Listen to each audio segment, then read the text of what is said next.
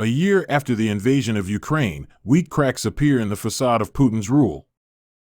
Russia opposition leader Alexei Navalny likes to say future wonderful Russia, his shorthand for a country without President Vladimir Putin. However, after the full-scale invasion of Ukraine, Russia returned to a dark and oppressive past. Over the past 12 months, Putin's government has crushed the remnants of Russian civil society and led a military mobilization for the first time since World War II. Political opponents like Navalny are either in prison or out of the country. And Putin has made it clear that Ukraine wants to restore Russia to an empire that has no place to be an independent state. President in 2012. In retrospect, that era was a prelude to the present war. Russia annexed Crimea in 2014, supported armed separatists in Donbass, Ukraine, and Putin's tech bureaucrats worked to shield the Russian economy from sanctions. Invasion, Putin ignored protests and international sanctions. Independent media and human rights organizations have been branded as foreign agents or shut down entirely. Russia is now at a new stage of uncertainty, and it is clear to the average citizen that there will be no rewind or return to the previous state. So Putin's power is undeniable? Now domestically there are rumors of another wave of mobilization. And in Moscow, signs of rivalry between the elites are beginning to appear, although some Russians are seeing through cracks in the state propaganda wall. On February 2nd, Putin traveled to Volgograd in southern Russia to mark the 80th anniversary of the Soviet victory at Stalingrad.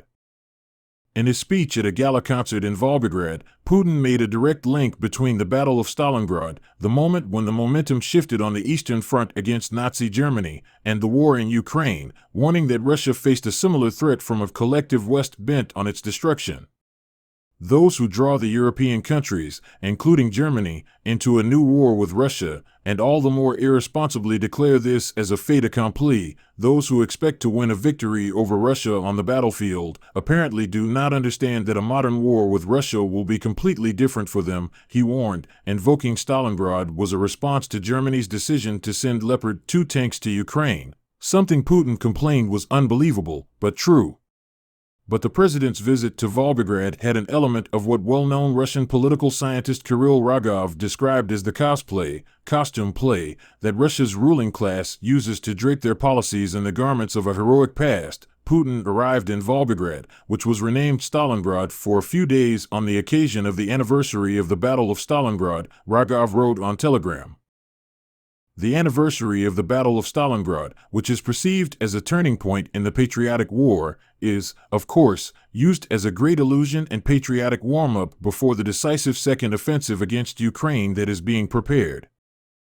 Ukrainian officials have been warning for weeks that Russia may be preparing a major new assault, perhaps to coincide with the anniversary of the 2022 invasion. Back in September, Putin ordered of partial mobilization after a swift and unexpected Ukrainian counteroffensive that chased Russian forces out of the northeastern Kharkiv region and set the stage for Ukraine's recapture of the southern city of Kherson. Many of those troops have now gone through the training pipeline, further fueling speculation that Russia is committed to a manpower-intensive war of attrition. Observers also note that Russia's military has been adapting. While Putin never got the victory parade in Kiev his generals were planning for, he has appointed a new battlefield commander, signaling another change in strategy.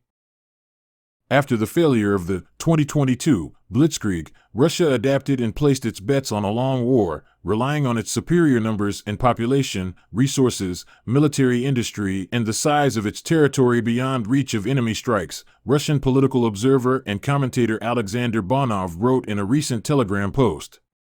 This is a war of attrition that can be won without involving too many people.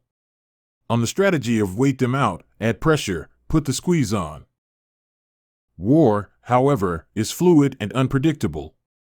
As Bonov noted, the recent decision by Germany, the United States and other European allies to deliver main battle tanks to Ukraine may test Putin's long game. A swift return to war with tanks, wrote Bonov, destroys this new strategy that Russia has just targeted. Also, new people may have to take the lead, which is risky. 4,444 Ukrainian troops unpacked Javelin anti-tank missiles delivered to Kyiv on February 10 as part of a U.S. military aid package to Ukraine. 4,444 Ukrainian soldiers board an armored fighting vehicle during a training exercise in the Donetsk region of eastern Ukraine on February 10.